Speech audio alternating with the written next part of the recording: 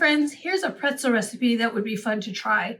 It needs active yeast, sugar, warm water, cups of sugar, salt, flour, vegetable oil, and then you have the option of putting baking soda, hot water, and some sea salt to put on the top. But you don't have to put salt if you don't want to. Then here's the directions on how to make it. You're going to need to do this with an adult, but it's a really fun baking activity. If you don't want to do this recipe, you can get to this dough.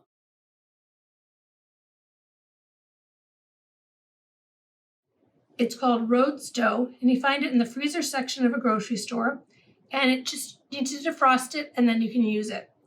It's a lot of fun to do it either way. Then, if you like, you can go to this sheet. It says, my pretzel looked like this, and you can draw a picture of it. Or you can write, I remember these ingredients. What did you use? It's a lot of fun. It's a great science experiment. Have fun, friends. Bye.